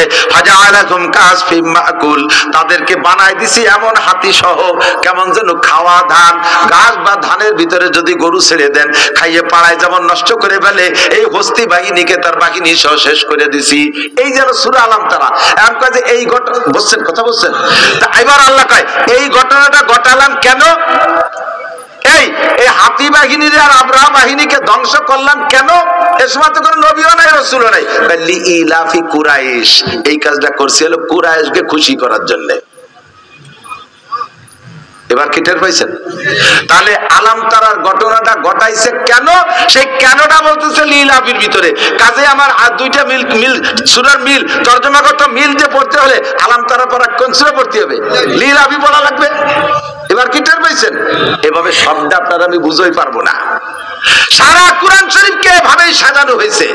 এই আয়াতের পরে এই আয়াত কেন, এই আয়াতের পরে এই আয়াত কেন। আমার হাফেজ সাহেবরা পৃষ্ঠা শেষ হলে রুকুতে চলে যায়, আমার পড়ানোর মধ্যে খস করে ওঠে। পরের পৃষ্ঠায় দুটি আয়াত রয়ে গেছে, একটা আয়াত রয়ে গেছে। ওই আয়াতটা যদি এই রুকুর মধ্যে পড়ে ফেলে তাহলে পূর্ণ একটা আলোচনা কমপ্লিট হয়ে যায়। একেবারে লাস্টে বাধায় থুয়ে যায় এই যে জাহান্নামের কোনায় চলে গেছে, পট করে তওবা করে জান্নাতে চলে গেছে, সেইটুক না কইয়া জাহান্নামের কোনায় নিয়ে রুকুতে চলে যায়।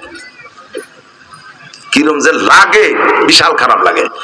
আলাম নাশরাহ লাকা সূরা যদি প্রথম রেখাতে পড়েন, পরের রেখাতে বা 3 পড়লে পড়তে পারেন, তবে পরের রেখাতে ইজাজা পড়লে তরজমার ভিতরে খুব মিল হয়। প্রথম রেখাতে যদি ওয়াইলুল্লি পড়েন তাহলে দ্বিতীয় রেখাতে আলাম তারা পড়েন না, দ্বিতীয় রেখাতে আরাইতাল্লাজি পড়েন, তরজমার মিল আছে। কোন দিক দিয়ে? ওয়াইলুল্লি কুল্লি হুমাজাতিল লুমাজা, এই জায়গা হুমাজা লুমাজার জন্য ওয়াইলের খবর আছে, আরাইতাল্লাজির মধ্যে ওয়াইল আছে। ফাওয়াইলুল মুসাল্লিন, ওয়াইলুল লিল মুসাল্লিন, ওই মুসাল্লিদের জন্য ওয়াইল। আল্লাযীনা হুম আন সালাতিহিম সাহুন, ওয়াইলে ওয়াইলে মিল আছে। প্রথম রিকাতে যদি ওয়াদুহা পড়েন তাহলে দ্বিতীয় রিকাতে অবশ্যই আলাম নাশরাহ লাকা পড়েন, কারণ ওয়াদুহার মধ্যে আল্লাহ পাক নবীকে সম্বোধন করে কথা বলতেছে। ওয়াদুহা ওয়াল লাইলি ইযা সাজা মা ওয়াদ্দাআকা, কা মানে হে নবী আপনি, মা ওয়াদ্দাআকা রাব্বুকা ওয়া মা ক্বালা ওয়ালাল আখিরাতু খায়রুল লাকা মিনাল উলা, যত কা আছে সব কা মানে হে নবী তুমি। আলাম নাশরাহ লাকার মধ্যে যান, আলাম নাশরাহ লাকা এ কা মানে নবী, আলাম নাশরাহ লাকা সদরাক ওয়া ওয়াদানা আনকা বিজরাক, যত কা আছে সব কার মানে হলো নবী। আলাম দোহার মধ্যে নবীকে সম্বোধন করে আল্লাহ বলেছেন, আলাম নাশরাহ লাকার মধ্যে বলেছেন। অন্য সূরা পড়লে নামাজ হবে না তা না, কিন্তু একজন ইমাম একজন আলেম মানুষ কেন গড়মিল পড়বে? এই জায়গাতে 2 আয়াত, ওই জায়গাতে আরেক জায়গাতে 2 আয়াত। সূরা ইজা সামান ফাতারাত পড়তে এদিক হবে সব কি আল্লাহ না আরেক দিকে বসে লাঠি দিয়ে পিটেন পারি।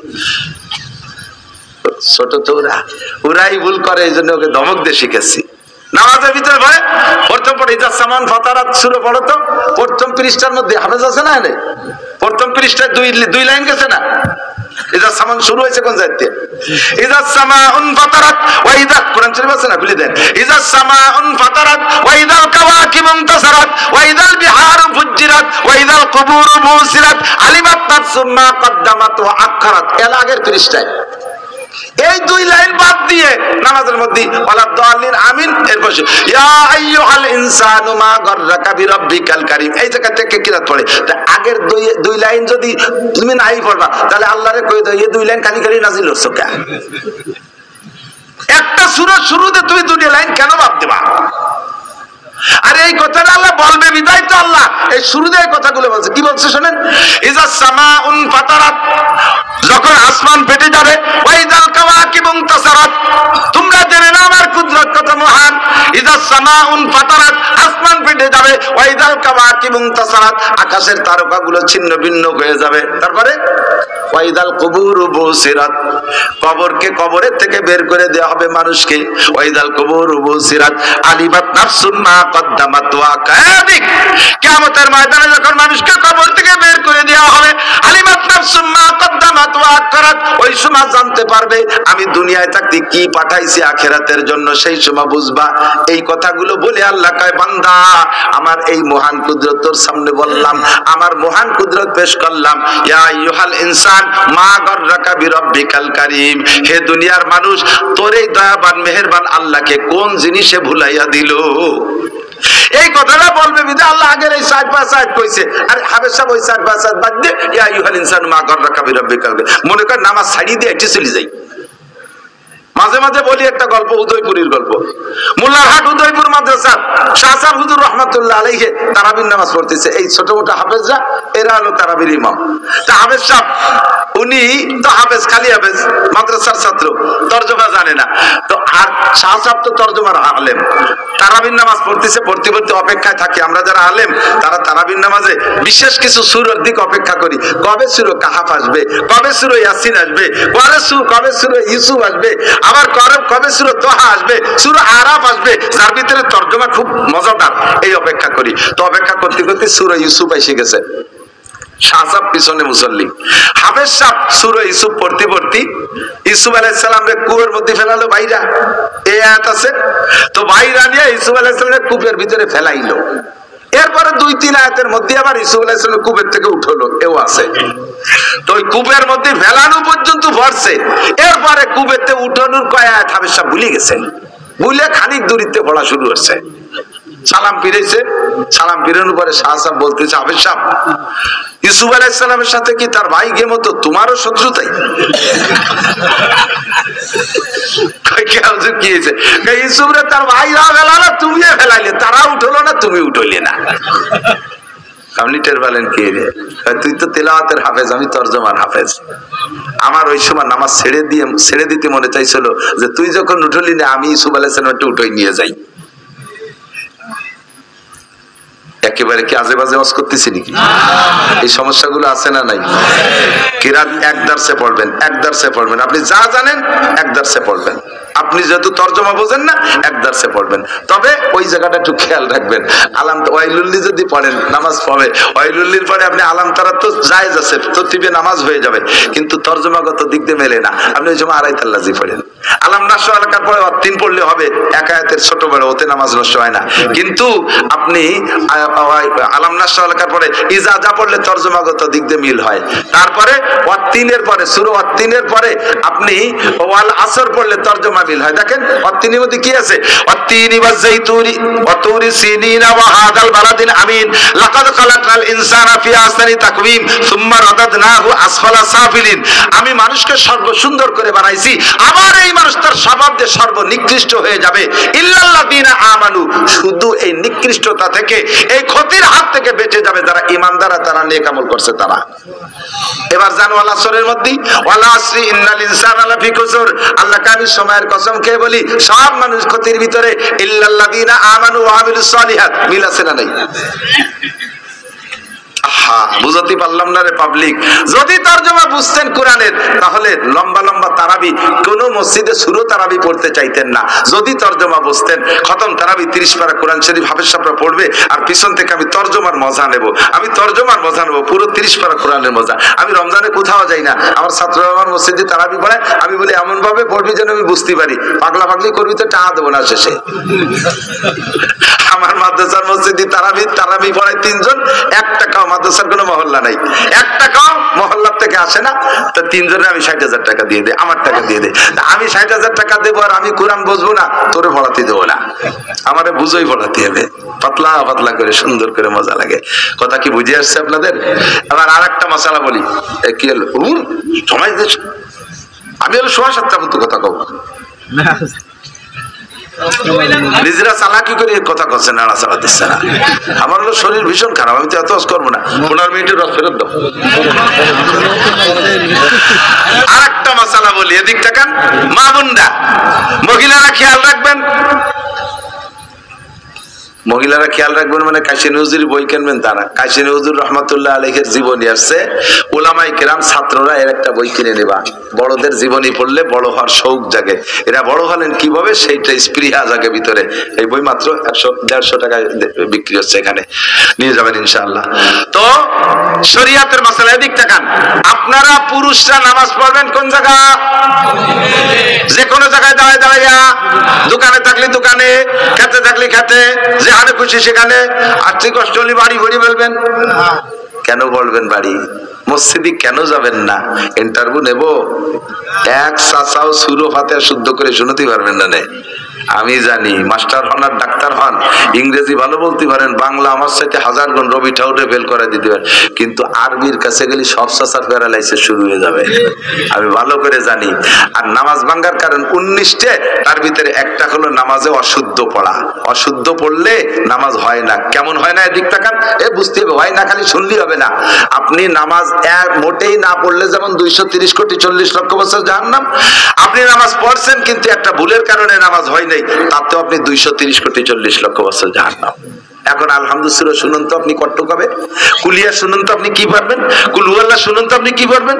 আপনি নামাজ আপনার অশুদ্ধ, কিরাত অশুদ্ধ, নামাজ হচ্ছে না, কাজেই আপনাকে আল্লাহ তাআলা সুযোগ দিয়েছে, মান কানা ফি সালাতি ইমামুন ফাকিরাতুল ইমামি লাহু কিরাতুন, যার নামাজে ইমাম আছে তার ইমামের কিরাতি তার কিরাত, ইমামের কিরাতি তার কিরাত। আপনাকে সুযোগ দিয়েছে, ইমামের কিরাতে কিরাত হয়ে যাচ্ছে, পড়া লাগতেছে না, তাহলে ওই যে কিরাত ভুলের কারণে নামাজ হচ্ছিল না, এই ঝামেলাটা মিটে গেল না। অতএব আমি নামাজ পড়বো কোন জায়গা, সবাই বলেন কোন জায়গা, 5 ওয়াক্ত প্রতিজ্ঞা করেন। এই শীতকালে কঠিন ওযু বানায়, তা যদি পড়লাম বাড়ি বসে হলো না, তো এই ঠান্ডা পানিতে ওযু গোসল করে কি হবে, তাই নিয়ে তুমি হামাগুড়ি দিয়ে মসজিদে যে ইমামের বসে যে একটা দায়িত্ব ভেজাইলে ইমাম ছানা বাঁধতে দাঁড়াতে পারলে এবারে ইমামের যাওয়া হবে, আপনার নামাজ হয়ে যাবে, কোনো সমস্যা নেই। কিন্তু মহিলাদেরকে মসজিদে যাইতে দেবেন না কোনো অবস্থাতে, অ্যাক্সিডেন্ট হয়ে যাবে, অ্যাক্সিডেন্ট হবে। 1 নম্বরে ওই যে আমি তো ভিতরে বসছিলাম মহিলা মাদ্রাসার ভিতরে, আল্লাহু আকবার, ইরাকের যুদ্ধ শুরু হয়ে গেছে, প্রত্যেক মহিলার সাথে বন্দুক একটা আছে ছোট, ক্যাসর মেসর কেরা বেড়া অতি অতি কিছু শুনতে পারতেছে না, কিছু শুনতে পারতেছে না। এটা কান্দি ওটা উঠে আইসে দেয়, ওটা আগে দেয়, ওটা মুছে দেয়, এ সাবা সব করতে করতে শেষ কোন হুজুর কোন নামাজ করলে তাতে টের পেলাম না। তুমি আইসো কি ঘাস কাটতি? মহিলারা যে জায়গা যাবে তাদেরকে আল্লাহ তাআলা এই ঝামেলা রাখছে, খেফাস চিনে, মূলত ঘটনা তাই। এই জন্য হযরত আয়েশা বলছেন, হুজুর আলাইহিস সালাম বলছেন, মসজিদে কোনো মহিলা যাবে না। মসজিদে মহিলা ঘরের ভিতরে নামাজ পড়লে মসজিদে পড়ার চেয়ে 5 গুণ বেশি সওয়াব। নিউ আহলে হাদিস পাল্টি আয়েশা মহিলাদেরকে ঈদের নামাজ, মহিলাদেরকে জুমার নামাজ, মহিলাদেরকে জানাজার নামাজ, এই সব জায়গা নেওয়ার চেষ্টা করছে। তার মানে ইবাদতের মাধ্যমে একটা অ্যাক্সিডেন্ট ঘটানোর চেষ্টা করতেছে। কথা কন না কেন? সাবধান। এখন মহিলারা মসজিদে যাইতে পারবে না, কিন্তু কিরাত তো আমাগেও যে অবস্থা তাগেও সেই অবস্থা, তাহলে তাগেও তো নামাজ হচ্ছে না। কি উপায়? এই উপায় বলবো, শেষ ফিনিশিং, বয়স নাই, পুরুষ মাদ্রাসায়, আপনারা পুরুষের মাদ্রাসায় যেতে পারবেন। আমি সেদিনকে কোন মাদ্রাসায় যেন আমি পাগড়ি দিছি, মৌলানার পাগড়ি দিছি, প্রায় 80-85 বছর এক বুড়োরে। উনি মাস্টারের থেকে রিটায়ার্ড হইয়া, প্রাইমারি মাস্টার থেকে রিটায়ার্ড করে মাদ্রাসায় ভর্তি হইয়া মৌলানা হইয়া এবার আমার হাতে পাগড়ি দিয়েছে। আর লক্ষ্মী ভাষা তো মেলা দিন আগে একবার দিছি, আর কালকেও যাকে দিছি ওরা সময় মতোই পড়ছে, কিন্তু অরিজিনালি এই নগদে ফারেক হইছে মৌলানা। আর আমার লক্ষ্মী ভাষায় মাঝে মাঝে বুড়ো বুড়ো 2-1টা মৌলানা হয়। তাহলে পড়ালেখার কোনো বয়স নাই। বাকি মহিলা মাদ্রাসার ভিতরে সুন্দর ব্যবস্থা, আপনাদের মেয়েদেরকে পড়ান, কোরআন শরীফটা শুদ্ধ করে পড়ান। আদর্শ সন্তান। আমার কে যেন বলতেছিল, আব্বা মার খেদমতে রস করেন। নো, আব্বা মার খেদমতে রস করতে পারবো না। আমার আব্বা মার খেদমত আমি করি, আমারে তো রস করা লাগে না, কারণ আমি দেখছি আমার আব্বা মা আমার দাদা দাদিরে খেদমত করছে, আমি সেখান থেকে প্রশিক্ষণ নিয়ে আসছি। সেই অভ্যাসে আমি আমার আব্বা মারে খেদমত করি। আমার সন্তানরা দেখতেছে আমি বাড়ি যে টাকা নিয়ে আমার মাকে টাকা দিতে হলে আমার ছেলে মেয়েকে দিয়ে এই তো দাদুর এই টাকাটা দিয়ে, সে তার দাদুরে দিয়ে আসতেছে টাকা। এর ভিতরে আমি প্র্যাকটিস করাচ্ছি যে আমি একদিন বুড়ো হব, তুই ওইভাবে দিস। এই প্র্যাকটিসটা তো আপনি করার নাই। তো এখন এই বুড়ো কালে এসে ছেলে মেয়ের ওয়াজ করে কি হবে? মাঝে মাঝে বলি, একটা মেহগুনি ছাড়া এতটুকু কাজ করে লাগাইছেন, লাগানোর সময় গাছের গুঁড়া আপনার বাড়ির মধ্যে কুজলো বেড়ে ভাসের বাড়ির দিকে মাথায় দিয়ে লাগাইছেন। 30 বছর পরে গাছ এত মোটা হয়ে গেছে, সে পরের বাড়ির উঠোন করিয়ে মাথা। এখন আপনি সেই বাড়ির জায়গা কিনে বিল্ডিং একটা জুড়ে দিয়েছেন, গাছটা বড় সুন্দর, কাটতে মনে চাচ্ছে না, বিল্ডিং এর ছাদে ঠেয়ে গেছে। এখন কি পুরো নওহাটার সব মানুষকে ডেকে নিয়েছেন, আয় আমার গাছটা ঠেলে সোজা হয়ে যেতে আমার ছাদে বেঁধে যাচ্ছে। তো পুরো গ্রামের সবাই রেনে কাশি বান্ধের গাল বাঁধাইয়ে পেলা বাঁধাই ঠেলবেন, আর সরমুনার পিসাব আর চন্ডীবদ্দির পিসাব রেখে দোয়া মোনাজাতে জালাল খতম পড়ে লাগাই দিচ্ছেন। হুজুর মোনাজাত করতে থাকেন, আমরা ঠেলতে থাই। ও হুজুরও কাইতে যাবে, তোমরাও কাইতে হবে, গাছ সোজা হবে না। কথা কন না কেন? জন্মের সময় যার বিসমিল্লাতে ভুল, ও ছেলে নবীর সরা করে না কবুল। ছোটবেলায় কোরআন পড়াও নাই, নামাজ পড়াও নাই, সে সময় তালিম দেও নাই। আল্লাহ দে ছোট মেয়েকে ছোট মনে করে 7, 8, 10 বছর 15 বছর পর্যন্ত বাপের কাছে মাইয়ে ছোট স্কিন টাইট পাজামা পরাইয়া, হাফ প্যান্ট পরাইয়া, তাদের একটা টেপ গাই দিয়ে বাপে হাত ধরিয়ে নিয়ে ঘুরে বেড়াইছে, ছোট মাইয়ে খুকি। আর এখন সেটা মা হয়ে গেছে, এখন তার সেই স্বভাব পাল্টানো বড় কঠিন। ছেলেরা ছোটবেলায় হাফ প্যান্ট পরাইছো, পাছা বের করা প্যান্ট পরাইছো, ইংলিশ প্যান্ট পরাইছো, তার এই কুত্তো কাটিং চুল কাটাইছো, বান্দর কাটিং চুল কাটাইছো, ওই অবস্থায় সে বড় হইছে। এখন সে মদ গাঁজা বা ফেন্সিডিলের মধ্যে ঢুকে গেছে, সময় মতো তারে ঠেকাও নাই, কোরআন শিক্ষা দেও নাই। এখন অসময় এসে যখন তোমার গাড়ির উপরে রাম দাও ধরে গাজার টাকা দে, সেই সময় আমার এনেছে হুজুর একটা জালাল খতম পড়ে একটু ভালো বানাই দেন। কোন খতমে কাজ হবে না। কতক্ষণ এই সন্তানকে ভালো বানাইতে হলে আদর্শ মা লাগবে। মা হলো প্রথম উস্তাদ। ভাষা শেখে কার কাছ থেকে? মার কাছ থেকে। যার কারণে ভাষার নাম মাতৃভাষা, ঠিক না? আর জমিকে মায়ের মতো ভালোবাসতে হবে, নিজের বসত বাড়িকে। এজন্য ভিটার নাম মাতৃভূমি। বসবাস করে বাপের বাড়ি, অথচ বাড়ির নাম কি? মাতৃভূমি। মায়ের মতো জমিকে বাড়িকে ভালোবাসো, আর ভাষা শেখো মায়ের কাছ থেকে। সব সন্তানরা মায়ের কাছ থেকে। বাপ তো জন্ম দিয়ে সৌদি আরব চলে গেছে, মা বাড়ি বসে বসে ভাষা শেখায়। মা প্রথম উস্তাদ। মা যদি কোরআন ওয়ালি হয়, সন্তান কোরআন শিখবে। মা যদি সুন্নতি হয়, সন্তান দস্তারখান ডিলাকুলুক শিখবে। মা যদি মেসক অলি হয়, তাহলে সন্তানও মেসক শিখবে। মা টাইম মতো নামাজ পড়বে, রোজা রাখবে, সন্তানও তাই করবে। মা মাথায় কাপড় রাখবে, ছোট মেয়েরাও মাথায় কাপড় পরা শিখবে। মা বোরকা ছাড়া বাপের বাড়ি যায় না, হাট বাজারে যায় না, মেয়েও তাই শিখবে। কাজেই সন্তানকে যদি ভালো করতে হয়, আগে আদর্শ মা গড়তে হবে, এর বিকল্প নাই। ভালো পিঠা যদি খাইতে চান, তাহলে শ্বাসটা আগে ভালো লাগবে। ভালো শ্বাস না হলে, শীতের পিঠা দিয়েছিলাম আগে, কোন শীতের পিঠে গোল, কোনখানে নৌকোর মতো লম্বা, কোনখানে এরকম বেহা, এক পাশ গাড়ি ভাবে আর এক পাশ খাওয়া যায়, এরকম বেহা করা। তো শীতের পিঠে, একই শীতের পিঠে এত রঙালো কে? শ্বাস যেরকম পিঠে সেরকম, ঠিক না? কাজেই পিঠা ভালো চাইতে হলে শ্বাস ভালো বানাইতে হবে। শ্বাস ভালো বানানোর আর কোনো কর্মকার নাই, কোন কুমার নাই। স্কুল কলেজ ইউনিভার্সিটিতে মেয়ে গঠন হয় না, ওই জায়গায় মেয়েদেরকে ছেলে বানাই দিচ্ছে। মেয়েকে মতো ছেলেরা, ছেলেকে মতো মেয়েরা সিগারেট খায়। সুবহানাল্লাহ। ছেলেকে মতো মাইয়েরা জিন্সের প্যান্ট শার্ট গায়ে উড়না নাই, হাতে পায় কোন জায়গায় তার মেয়েলি কাটিং নাই, বব কাটিং চুল। তা মেয়েকে ছেলে বানাই দিচ্ছে, সে জায়গা ডাইস নষ্ট করে ফেলতেছে না আরো। তো কাজেই ওই জায়গা পড়াইয়া কোনোদিন আদর্শ মা হবে না, ওই মায়ের পেটের সন্তান কোনোদিন মনীষী হবে না। যদি ভালো সন্তান পাইতে চান, তাহলে মেয়েদেরকে মহিলা মাদ্রাসায় পড়ান, একেবারে বাধ্যতামূলক। সবটুক যদি নাও পড়ান, কমপক্ষে প্রাথমিক শিক্ষাটা দিয়ে দেন। শুদ্ধ করে কোরআন পড়া শিখবে, নামাজ কালাম সব শিখবে, তাহলে সে একা একা নিজের নামাজ নিজে পড়বে। তারা তো মসজিদে যে ইমামের পিছনে পড়বে না, ঠিক কিনা? এই মাদ্রাসাটা হচ্ছে, একজন পুলিশ অফিসার আছেন, দু একজন পুলিশ অফিসার দেখলাম, আরো যারা আছেন সবাই মিলে মাদ্রাসার সাথে থাকবেন তো ইনশাআল্লাহ? বিপক্ষে যাবেন না তো ইনশাআল্লাহ? যতটুকু পারেন উপকার করবেন, ক্ষতি করার চেষ্টা করবেন না। যতটুকু পারেন উপকার করবেন, ক্ষতি করার চেষ্টা করবেন না। ক্ষতি করতে গেলে নিজে ক্ষতির মধ্যে পড়ে যাবেন। খুব কষ্ট হয়ে গেছে, ভাষাগত ত্রুটি বিচ্যুতি মার্জনীয়। যা বলেছি শুনেছি, আল্লাহ আমল করা তৌফিক দান করে। একজন মানুষও আজকে বাহিরে কোথাও যাবেন না, ওযু বানাই এই জায়গা বড় জামাতে নামাজ পড়বেন, দেখবেন একটা মজাই আলাদা। যুবকরা রাস্তাঘাটে যাবা, কোনো বিপদে পড়ে যাবা, ঈশান নামাজ না পড়ে গেলি কিন্তু কোন বিপদে পড়ে যাওয়া শেষে কাজে হুজুর আমাকে নিজেকে মনে হচ্ছে এরকম ধরা বান্ধা বদ্ধ আনলো। আমি বদ্ধ হওয়া লাগবে না, উপর এলা সাইজ করে দেবে। কিন্তু ঈশান নামাজ জামাতের সাথে পড়ে আবার বসবো। হযরত মাওলানা আব্দুল মান্নান উসমানী সাহেব বয়ান করবেন, সুবহানাল্লাহ বিহামদি সুবহানাল্লাহিল আযীম। এই সদস্য কাশিনী হুজুর রাহমাতুল্লাহ আলাইহির জীবনী, যারা শিক্ষিত যুবকরা আছো, মাত্র 150 টাকা, 4-5টা বই আছে, বেশি নেই না, 5 খান বই আছে, বেশি লোক আসলে দেওয়া যাবে না, যারা লাগবে নিয়ে যান। আল্লাহ তাআলা হযরতের প্রতিটি কথার উপর আমল করার তৌফিক দান করুন। আমিন। আমরা সকলে নামাজের প্রস্তুতি গ্রহণ করি। আমার বাম পাশে, আমার হাতের বাম পাশে ওযুর ব্যবস্থা আছে।